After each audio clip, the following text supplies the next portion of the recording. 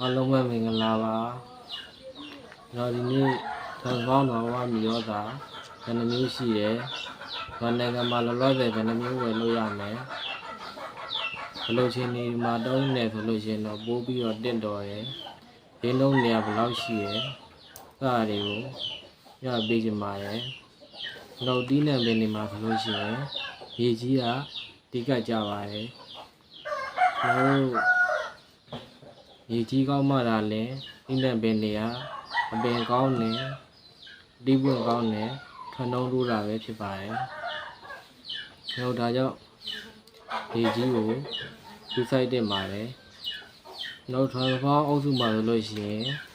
ရေကြီးပြဿနာတွေအတွက်ထုတ်ထားတဲ့ထောက်ကုန်ရှိပါတယ်။အဲ့ဒါတော့ဒီထွန်းပေါင်းဆွိုင်းဘာဝမြေစီပဲဖြစ်ပါတယ်။ဒီထွန်းပေါင်းဆွိုင်းဘာဝမြေစီကိုသုံးမှဆိုလို့ရှိရင်ပြည့်စည်နေတဲ့မြေကြီးတွေဟာပုံမှန်အလုံးလုံးလာမှာဖြစ်ပါတယ်။ဒါအပြင်သူကမြေပြင်ရန်ထုတ်ကုန်ပစ္စည်းလို့ရေးထားပြီးမှတကယ်တော့ဒီကောင်ကအပင်တွေအတွက်အားဖြည့်တဲ့ရောသာလဲဆိုလဲမမှားပါဘူး။ဒီကြီးအပင်အတွက်လိုအပ်တဲ့အာဟာရတွေကိုလည်းအားဖြည့်ပေးပါတယ်။လောလောဆယ်လိုအပ်တဲ့အားတွေအားဖြည့်ပေးပါတယ်။ဆောင်းကောင်းဆွမ်းဝင်တုံးမှဆိုလို့ရှိရင်အပင်ပြဿနာတွေမြေကြီးပြဿနာတွေအတွက်မြေကန်အနေနဲ့တုံးထားမှဆိုလို့ရှိရင်ဖိတ်ချပါတယ်ဒီကောင်ကတော့အခြေခံအုံမြင့်ဖြစ်တဲ့အတွက်ကြောင့်မလို့သုံးလို့ကောင်းတဲ့တဘာဝမြေကန်မြေစီတို့ပဲဖြစ်ပါတယ်ဒါကတော့မြေကြီးအတွက်ပေါ့နော်ကျွန်တော်တို့လောလောဆယ်အပင်နေတန်ကျင်နဲ့ကြီးကျင်နဲ့အတိပွင့်များပြီးထနှုံးတိုးကျင်တာတွေဆိုလို့ရှိရင် transform MPK ရှိပါမယ် transform အပင်အတွက်ဆိုလို့ရှိရင်တော့ transform MPK 26ကြောက်ရှိရယ် transform L1 ဆိုပြီးတော့ရှိပါတယ်တော့ထွန်းသောအုပ်စုမှာဆိုလို့ရှိရင်အတီးပွင့်တော့ထွန်းထုံးတိုးဖို့ဆိုလို့ရှိရင်တော့ထွန်းသော MPK 6620ထွန်းသော Blood 2ဆိုပြီးတော့ထုတ်ထားရှိပါတယ်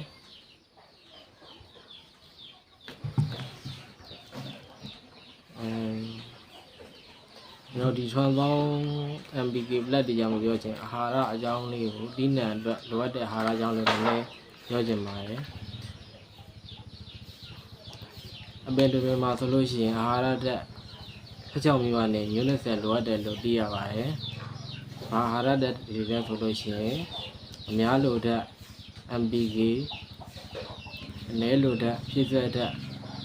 အနည်းလိုတဲ့နဲ့ဖြည့်စွက်တဲ့ဆိုလို့ရှိရင်ကယ်လ်ဆီယမ်မက်ဂနီဆီယမ်ဆာလဖာဇက်ဘိုရွန်မက်ဂနီကောပါ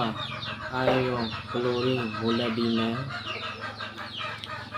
ဆိုပြီးတော့ဟာဓာတ်တွေရှိပါမယ်။သဘာဝရတဲ့ကာဗွန်ဟိုက်ဒရိုဂျင်နေရောင်ရတဲ့ကာဗွန်လေရတဲ့အောက်ဆီဂျင်ရေရတဲ့ဟိုက်ဒရိုဂျင်ဆိုပြီးတော့ရှိပါမယ်။ဒါကတော့ကျွန်တော်တို့အများဆုံးသိကြတဲ့တွင်တော့လိုအပ်တဲ့အာဟာရဓာတ် MPK ပါပေါင်းလို့ရှိရင်16မျိုးပေါ့ဗျာ။နောက်ဒီထောင်ဆောင် blood တွေမှာဆိုလို့ရှိရင်တော့ဒီမှာဆိုလို့ရှိရင်9မျိုး10မျိုးဒီမှာဆိုလို့ရှိရင်9မျိုး10မျိုးနဲ့ဒီမှာ16မျိုးအပင်အတွက်လိုအပ်တဲ့အာဟာရဓာတ်စုံပါရှိပါတယ်ဒီကောင်အပင်အတွက်လိုအပ်တဲ့အာဟာရဓာတ်ကျွန်တော်တို့တောင်လူတွေတုံးကြတဲ့ပလဲယူရီးယားဆိုတာကတော့နိုက်ထရိုဂျင်ဖြစ်တဲ့အန်မာပဲတောင်းလူတွေပလဲယူရီးယားအိတ်ကြီးတုံးမှုမှာပါဒါကနိုက်ထရိုဂျင်အန်ဖြစ်ပါတယ်15ပတ်လဲအိတ်ဒီ16ပတ်လဲအိတ်ဒီဆိုလို့ရှိရင်ဒါ MPK နိုက်ထရိုဂျင်ဖော့စဖတ်ပိုတက်ဆီယမ်ဆိုတဲ့15ပတ်လဲ16ပတ်လဲချိုးစားအိတ်ဒီပဲဖြစ်ပါတယ်ကျွန်တော်တို့ဒီမှာတော့အဲ့လိုမျိုးအစီတွေနဲ့မလာပဲနဲ့ ဒီလိုမျိုးအရေးဘူးတွေနဲ့လာပဲဖြစ်ပါတယ်ထောင်ဆောင် MPK ဆိုပြီးတော့အပြင်ဘက်ဆို2066အတိပွင့်အတွက်ဆိုရင်6620ဆိုပြီးတော့လာပါတယ်ဒါပေမဲ့လောလောဆယ်ခေတ်ကာလအနေရှားရဲ့ကြောင့်ထောင်ဆောင် MPK များလူတက်ဖြစ်တဲ့ထောင်ဆောင် MPK တွေဟာကျွန်တော်တို့စီမှာဝယ်လို့မရသေးပါဘူးဝယ်လို့ရတယ်ဆိုလို့ရှိရင်ပြောပြပါမယ်နောက်စီမှာခုဝယ်လို့ရတာဆိုလို့ရှိရင်ထောင်ဆောင်ဆွမ်းရှိမယ်မြေကြီးအတွက်မြေကြီးထဲမှာရှိတဲ့အာဟာရဓာတ်တွေပင်အတွက်လိုအပ်တဲ့အာဟာရဓာတ်16မျိုး unit 10ကိုလိုလျောက်လဲထွက်လာလိမ့်မယ်သူကလည်းအဖြစ်ပေးမယ်ရည်စီတော့ပဲဖြစ်ပါတယ်နဲလိုတက်နဲ့ပြည့်စုံတက်ဆိုလို့ရှိရင်ထောင်ဆောင်ပလက်1နဲ့ထောင်ဆောင်ပလက်2ဆိုပြီးတော့ရှိပါမယ်ဒီကောင်လေးကတော့နဲလိုတက်နဲ့ပြည့်စုံတက်ဒါပေမဲ့ဒီနဲလိုတက်နဲ့ပြည့်စုံတက်လို့ဆိုပေမဲ့ဒီကောင်မှာအများလိုတက်ဖြစ်တဲ့ MPK လည်းအနည်းငယ်တော့ပါပါတယ်ဒီမှာလည်း MPK အဲ့လိုမျိုးအနည်းငယ်ပါပါတယ်နောက်ပြီးတော့ဒီမှာဆိုလို့ရှိရင်အားရက်သောနာ16မျိုးအပြင်အတော်နဲ့ဗီတာမင် B1 ထပ်တိုးပစ္စည်းအဖြစ်ပါပါတယ်ဒီမှာဆိုရင်စိုက်တိုခိုင်းနေဟော်မုန်းအတလန်တိတ်မုတ်တရားမြောက်ဘက်ကရင်းညှိဆိုပြီးထပ်တိုးပစ္စည်းပါတဲ့အတွက်ကြောင့်မလို့ဒီကောင်တွေတုံးမယ်ဆိုလို့ရှိရင်ဒီတကူတုံးမယ်ဆိုလို့ရှိရင်အပင်အားရက်10မျိုးရမယ်ဒီတကူတုံးမယ်ဆိုလို့ရှိရင်အားရက်10မျိုးနဲ့အားရက်တဲ့အမျိုး20လောက်ရရှိမှာပဲဖြစ်ပါတယ်။ဒါကြောင့်မလို့ဒီကောင်တွေက MPK လည်းအနည်းငယ်ပါတယ်။တဘာဝမျိုးသားတွေဖြစ်တယ်။တဘာဝမျိုးသားဖြစ်တယ်။ဒီကောင်တွေတုံးမှဆိုလို့ရှိရင်လည်းတိုးမတုံးအောင်ဘူး။ဒါကြောင့်မလို့ကောင်တွေတုံးမှဆိုလို့ရှိရင်တကယ်လို့မျိုးသားမတောင်းတဲ့တီးနှံနေဆိုလို့ရှိရင်ဒီထွန်ဆောင်ဆွိုင်းဒီထွန်ဆောင်ပလက်တွေတုံးတာနဲ့ကိုအဆင်ပြေပါတယ်။ရောသားအရန်တောင်းတဲ့ပြီးနံနေအာလူးတို့ပြောင်းတို့စဘာလို့ဆိုလို့ရှိရင်တော့ဟိုကျွန်တော်တို့ဓာတုရောသားအစိဒီအနှဲငယ်တော့တုံးပေးရမှာဖြစ်ပါတယ်ဒီကောင်လေးနဲ့တွဲတုံပေးရမှာဖြစ်ပါတယ်တဏီတဲ့နဲ့တွဲပြီးဖြန်းမှာလို့တော့မဟုတ်ပါဘူး3ရက်ချ5ရက်ချပြီးတော့တွဲပြီးတုံးပေးရမှာဖြစ်ပါတယ်အင်္ဂလိပ်စီပိုးတက်စီဆိုလဲပိုးမနိုင်တဲ့တီးနံတွေမှာဒီကောင်တွေကပိုးတွေကိုမကိုက်နိုင်ဘူးဒီကောင်တွေတုံးထားမှဆိုလို့ရှိရင်ငရဲမကြည့်ဘူးပိုးမကိုက်နိုင်ဘူးဆိုပေမဲ့ရန်ဆိုးရတဲ့ပိုးမနိုင်တဲ့တီးနှံတွေမှာဆိုလို့ရှိရင်ပိုးတက်စီနည်းနည်းပါဖြန်းရတာမျိုးရှိပါတယ်အားကြလို့ရှိလို့ရှိရင်လည်းပိုးတက်စီကိုဒီကောင်တွေနဲ့ရဲချပြီးတော့တုံးလို့ရပါတယ်ကိုစင်ပြီးတဲ့အင်္ဂလိပ်စီကြိုက်တဲ့ပိုးတက်စီကိုတုံးလို့ရပါတယ်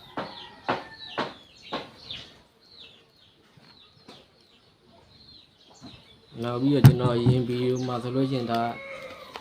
ရင်ဗီဒီယိုမှာဆိုလို့ရှိရင်ဒီချောင်းပေါင်းဖွမ်းကြောင်းကျွန်တော်ရှင်းပြပေးထားပါတယ်ဒီဗီဒီယိုမှာတော့ဒီချောင်းပေါင်းပလက်သူ့ရဲ့အာနီတင်ပေါ့နော်သူ့ရဲ့အာနီတင်အကျိုးအာနီတင်ဘယ်လိုလဲဆိုတော့ကျွန်တော်နည်းငယ်ရှင်းပြချင်ပါတယ်ဒီချောင်းပေါင်းပလက်ဟာဆိုလို့ရှိရင်သူကယာဒီဥဒုတံခံတယ်ယာဒီဥဒုဆောင်းနှင်းနေပါအရန်အေးတဲ့ဒေတာတွေအရန်အေးတာတွေနောက်ပြီးတော့အရန်ပူတာတွေဘိုးခေါင်တာတွေရင်ငတ်တာတွေအဲ့လိုမျိုးယာတွေဥရုတွေအတွက်ရေနှင်းမြုပ်တာ9ရက်ခံတယ်ဘာကင်းနေရေမြုပ်နေတဲ့9ရက်ခံတယ်အမြင့်ပြုတ်မထွက်ဘူးမသေးဘူးရေငတ်တာကို14ရက်ခံတယ်အဲ့လိုမျိုးရေရှားသွားတာတွေအဲ့ဒါမျိုးတွေအတွက်ဆိုလို့ရှိရင်ဒီထွန်ဆောင်ပလက်ကယာဒီဥအတွက်အဲ့လိုမျိုးကောင်းပါတယ်နောက်ပြီးတော့ရေဆိုလို့ရှိရင်လည်းသူကဒီကောင်တုံးမယ်ဆိုလို့ရှိရင်အပင်တွေကနေပြီးတော့ရေတော့မြစ်ကတောက်တဲ့ရေဟာရေတန့်ကိုတောက်ရတယ်လို့ဖြစ်တာကြောင့်မလို့အပင်တွေဟာကျမ်းမာတန်ဆန်းနဲ့ရေငတ်တန်ခံတဲ့သူ့မှာဓာတ်စားဓာတ်တွေလည်းပါတဲ့အတွက်ကြောင့်မလို့ဓာတ်စားရေကိုတောက်ရတယ်လို့ဒါအပင်အတွက်ရေငတ်တန်အပူဓာတ်တွေကိုခံနိုင်ရှိတာပဲဖြစ်ပါတယ်။ယာယူအတွက်အလိုကောင်းတဲ့ရေနဲ့ပတ်သက်လာရင်လည်းစိတ်တောက်တွေရှိနေရင်တော့မှပဲဖယ်ရှားပေးပြီးတော့တောက်ရပါတယ်။အပင်တွေကနေပြီးတော့ဒါထွန်ဆောင်ပလက်ပေါ့နော်။ထွန်ပလက်ကယာယူတူရှိနောက်ပြီးတော့ကျွန်တော်ယောဂပိုးမွားအတွက်ဆိုလည်းယောဂတွေကိုကာဝယ်ပေးပါတယ်။ နောက်ပြီးတော့ပိုးမွားအတွက်ဆိုလို့ရှိရင်လည်းအနံ့ကြောင့်ပိုးမလာဘူးအယောင်ကြောင့်ပိုးမလာဘူးရေဓာတ်တို့လောင်ပေးလို့မွေးညင်းနေထောင်းနေလို့ပိုးမလာဘူးအဓိကကတော့အဖူးတွေအပွက်တွေအရွက်တွေအကြောတွေမားနေလို့မို့လို့ပိုးမကိုက်နိုင်ပါဘူးကျွန်တော်ကြိုက်တာကတော့ဒီအရွက်တွေအကြောတွေအယိုးတွေအရွက်တွေအဖူးတွေအပွက်တွေမားနေလို့ပိုးမကိုက်တာဟုတ်ကျွန်တော်ကတော့ဒါလက်တွေ့တော့တော်တော်လေးကိုအဆင်ပြေပါတယ်ကြိုက်ပါတယ်ငရဲလည်းမကြီးပါဘူးဒီကောင်နေတုံးထားမှဆိုလို့ရှိရင်ပိုးတက်စီတုံးဖြန်းရင်ငရဲကြီးပါတယ်ဒီကောင်နေဖြန်းလို့ရှိရင်ပိုးတက်စီမဖြန်းရတော့ငရဲမကြီးပါဘူးတကယ်လို့ကြီးတယ်ဆိုရင်တော့မှတတ်တာမှာဖြစ်ပါတယ်ဘာလို့လဲဆိုတော့ဒီကောင်နေဖြန်းထားလို့ရှိရင်ဒီနံတွေကပိုးတက်စီမဖြန်းရတာပဲများပါတယ်ကိုယ်ရမ်းကြိုက်တဲ့ဒီနံတွေဆိုမှဒါပိုးတက်စီကိုတစ်ချိန်တစ်ခါဖြန်းပေးရတာပဲဖြစ်ပါတယ်အဲကြောင့်မလို့တုံးရတာကျွန်တော်ကတော့ဒီထွန်ပေါင်းပလက်တုံးရတာကိုကြိုက်တာပဲဖြစ်ပါတယ်နောက်ပြီးတော့ယောဂဘုံမွားနောက်ပြီးတော့မြေနဲ့ပတ်သက်လို့ရှိရင်လည်းမြေကြီးနဲ့ပတ်သက်လာရင်လည်းဒီကောင်နေတုံးမှဆိုလို့ရှိရင်မြေကြီးကမပြည့်စည်တဲ့အပြင်တစ်နေ့တစ်နေ့ပိုးပြီးတော့ကောင်းလာမှာပဲဖြစ်ပါတယ်ကျွန်တော်အတွေ့အကြုံရဆိုလို့ရှိရင်ကိုယ့်ရဲ့မြေကြီးထက်တောင်မှပိုးပြီးတော့ကောင်းလာတဲ့မြေကြီးတွေကိုရရှိပါတယ်ဒီထွန်ပေါင်းတွေကိုတုံးမှဆိုလို့ရှိရင်မဟုတ်ဘူးဖြည်းဖြည်းချင်းဒီကောင်လေးတုံးမဲ့ဆိုရင်တော့နည်းနည်းတော့ကောင်းတယ်ဖြည်းဖြည်းချင်းတော့ကောင်းလိမ့်မယ်မဟုတ်ဘူးခုချက်ချင်းကိုကောင်းကျင်တာမြေကြီးတွေခုချက်ချင်းကိုကောင်းကျင်တယ်ဆိုလို့ရှိရင်ဒီ transform file တော့မှာ transform file ရတော့မြေကြီးကိုချက်ချင်းလက်ငင်းကိုကောင်းအောင်ကူညီပေးပါလိမ့်မြေကြီးရဲ့ပြေး level တွေကို24နာရီတွင်မြင့်တက်လာပြီးတော့မြေကြီးတွေကိုကောင်းအောင်သူကကူညီပေးနိုင်ပါတယ်နိုင်ပဲမြေကြီးရဲ့လိုအပ်ချက်နဲ့တော့ကိုက်ညီအောင်တော့တုံးဖို့လိုပါလိမ့်မယ်မြေကြီးကနည်းနည်းလိုရင်နည်းနည်းတုံးလို့ရလို့များများလိုရင်တော့များများတုံးမှာကောင်းပါပြီဖြစ်ပါတယ်မမွန့်ကျင်ရလဲလို့တော့ရောက်ထည့်ပေးနိုင်တဲ့အားဖြင့်မြေရောစာပဲဖြစ်ပါတယ်တော့ကျွန်တော်ပြောတာဒီကောင်အကြောင်းကိုကျွန်တော်ဆက်ပြောပါမယ်ယာယီဥရုတန်ခမ်းနဲ့ရေတန့်ပေးတယ်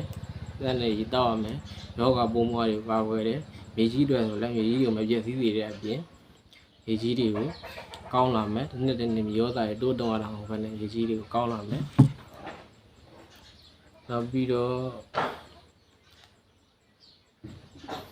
မြေရောစာအတွက်ဆိုလို့ရှိရင်လည်းပင်အတွက်လိုအပ်တဲ့မြေရောစာ16မြို့အနေညိုး20ဆုံးဆုံးလင်းပါရှိပါတယ်အပင်အတွက်လိုအပ်တယ်တောင်တူတွေအနေနဲ့ဆိုလို့ရှိရင်ကျွန်တော်တောင်တူကျွန်တော်တို့မှာဆိုလို့ရှိရင်နားမလဲလို့လားပတ်သက်မတတ်နိုင်လားမသိပါဘူးနိုင်ထရိုဂျင်ပလဲစဘာတို့ပါလို့ဆိုရင်နိုင်ထရိုဂျင်ပလဲယူရီးယားဒါပဲသုံးကြပါတယ်အမှန်တော့ MPK အနည်းဆုံး MPK တော့တုံးတင်ပါတယ်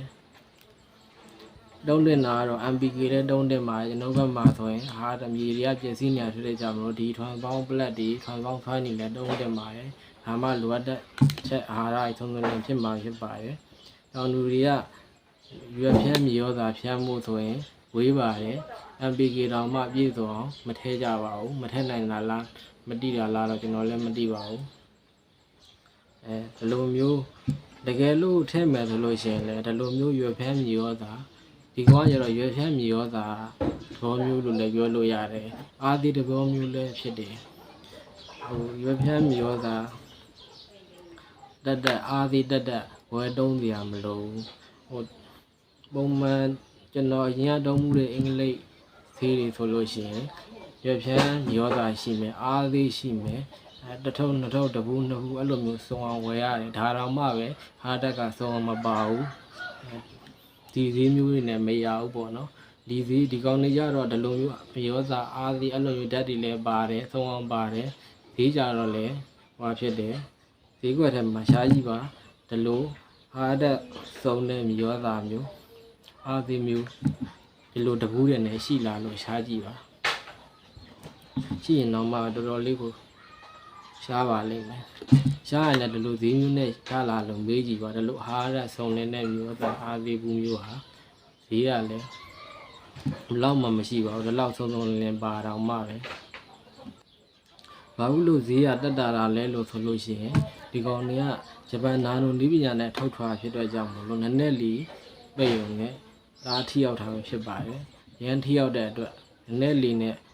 ထိရောက်မှုအားကောင်းတဲ့အတွက်သူ့ရဲ့ဈေးရတက်တာပဲဖြစ်ပါတယ်ကျွန်တော်တို့ဖောင်းတွေကိုတုံးမှဆိုလို့ရှိရင်ဒီကဘယ်လောက်ရှိလဲဆိုတာကျွန်တော်ပြန်မြကျွန်တော်တုံးတဲ့နှုံးသားတိုင်းပြန်မြတွက်ပြပါမယ်ဒီထက်လည်းတိုးတုံးရတာမျိုးလည်းရှိတယ်လို့ဒီထက်လည်းချော့တုံးရတာမျိုးလည်းရှိကောင်းရှိနိုင်ပါတယ်တဘာမှဆိုလို့ရှိရင်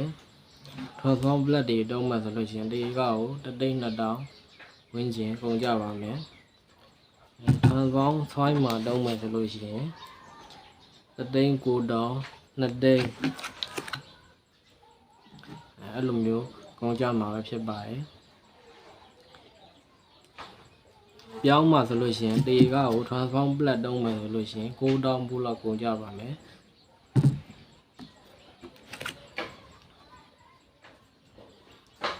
transform soil မှာတုံးမယ်ဆိုလို့ရှိရင်တော့တေကကို6,000ဘူးလောက်ကုန်ကြမှာပဲဖြစ်ပါတယ်ဝါဆိုလို့ရှိရင်transform blood တုံးမယ်ဆိုလို့ရှိရင်3,500လောက်ကုန်ကြပါမယ်transform soil မှာတွဲတုံးမယ်ဆိုလို့ရှိရင်2,200ဝန်းကျင်လောက်ကုန်ကြမှာဖြစ်ပါတယ်အာလူဆိုလို့ရှိရင်transform blood တုံးမယ်ဆိုလို့ရှိရင်တေကကို6,500 9,000လောက်ကုန်ကြပါမယ် transform soil မှာတုံးမယ်ဆိုလို့ရှိရင်တော့3,400လောက်ကုန်ကြမှာဖြစ်ပါတယ်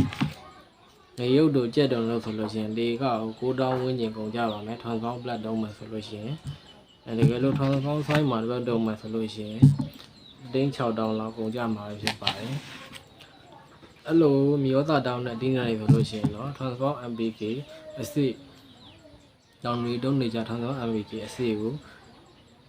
လည်းငယ်ထည့်ပေးရမှာဖြစ်ပါတယ်တောင်းတွေထည့်လို့ပုံမှန်ထည့်လို့အိတ်ကြီးလိုက်တွေရိုင်းထည့်ကြအောင်လုပ်ပဲနဲ့နည်းပါပါတစ်ခါတည်းဒီတောင်းနဲ့အဲ့လိုမျိုးထည့်ပြီးလို့ရှိရင်တပီ2ပီ4 5ပီအဲ့လိုမျိုးတစ်ခါခွဲပြီးအဲ့လိုထည့်ပြီးလို့မယ်ဆိုလို့ရှိရင်အဆင်ပြေနိုင်ပါတယ်ကျွန်တော်တို့မျိုးသားရမတောင်းဒီနေ့နေမှာဆိုလို့ရှိရင်တော့မပဲတို့ level တို့နှမ်းတို့ဆိုရင်တော့ဒီကောင်နေတုံးတာနဲ့ကိုအဆင်ပြေပါတယ်အဲ့ဆိုရင်တော့ဒီ transform MPK area အစီအိတ်တွေထည့်ပေးကြမလို့ပါဘူးဒီကျွန်တော်တို့မြေမပဲတို့ level တို့ဆိုရင်ဒီကောင်3,000ခွဲလောက်ကြပါမယ်ဒီကောင်နေတုံးမယ်ဆိုလို့ရှိရင်transform soil မှာတုံးမယ်ဆိုလို့ရှိရင်နော်ဒီက9,000 3,000လောက်ဝေးရင်ကြမှာဖြစ်ပါတယ်ဒီပဲဆိုလို့ရှိရင်ဒီကကို9,000ခွဲလောက်ကြပါမယ်ဒီ transform blood တုံးမယ်ဆိုလို့ရှိရင် transform soil မှာတုံးမယ်ဆိုလို့ရှိရင်တော့3,200ဝန်းကျင်ကုန်ကြမှာဖြစ်ပါတယ်ဒါကတော့ဒီကကုန်ကြတဲ့အတွက်ကျွန်တော်ပြန်မြကျွန်တော်တုံးတဲ့နှုံးသားအတိုင်းပြန်မြတွက်ပေးထားဖြစ်ပါတယ်မြေနေထားပင်နေထားရရှာအတို့လျှော့ရှိပါတယ်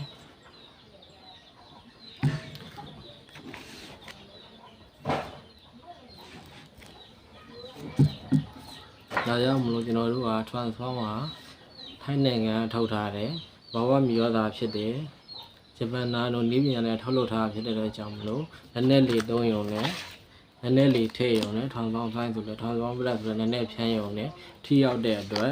အကုန်ကြတက်တာရယ်ဈေးတက်တာရယ်ဒါကုမ္ပဏီရဲ့တတိယစေတနာတွေဒီပညာတွေကြောင့်မို့လို့ပစ္စည်းတွေကရန်ကောင်းပြီးတော့ဈေးတွေကတက်တာပါတယ်ကျွန်တော်တို့ transformer ဆိုလို့ရှိရင်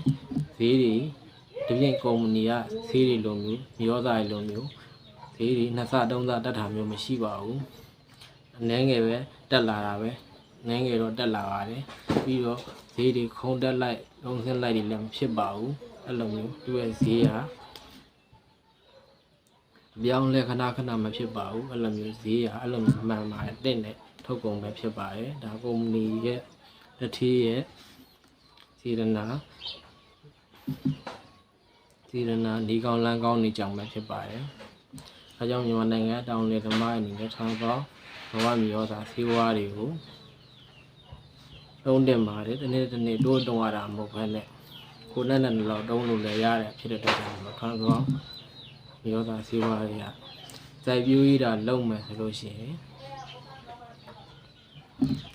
စိုက်ပျိုးရေးလုပ်တဲ့တောင်လူတွေဓမ္မရဲ့အတွက်ကတော့တွက်ချီအကြိုက်ဆုံးမရောသားစီးပွားတွေပဲဖြစ်ပါလိမ့်မယ်။နောက်ထွန်းဆောင်ကိုဝယ်ယူခြင်းနဲ့ဆိုလို့ရှိရင်တွေ့ကြရလမ်းမေးဆိုင်မှာဝယ်လို့မရပါဘူးတကယ်လို့ရောင်းနေတယ်ဆိုရင်တော့မှပဲအဲ့ကလူတွေကဘယ်လိုသုံးရမယ်ဆိုတာတူတူမပြောပြနိုင်ပါဘူးကျွန်တော်တို့တကယ် transform စာသမှုကုန်ဒီမှာတကယ်ကိုယ်စားလှယ်လုပ်နေတဲ့တကယ်ကိုယ်တိုင်တုံးနေရောင်းနေတဲ့ကိုယ်စားလှယ်တွေကလာတယ်ဘယ်လိုတုံးရမယ်ဆိုတာပြောပြနိုင်တဲ့အတွက်တကယ်ကိုယ်စားလှယ်တွေကဖွင့်ထားတဲ့ဆိုင်ပဲဖြစ်ဖြစ်ဖေးဖို့ပိတ်မှာပဲဖြစ်ဖြစ်အဲ့လိုနေရာတွေမှာဝယ်မှတာအဆင်ပြေမှာပဲဖြစ်ပါတယ်ကျွန်တော်စီကမှာယူခြင်းနဲ့ဆိုလို့ရှိရင်လည်းနီးစပ်ကားဂိတ်ကိုရောက်ပုတ်ပြီလို့ရပါတယ်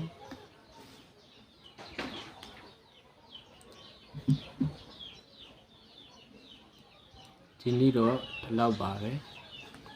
အားလုံးလည်းစီမီကြပါစေ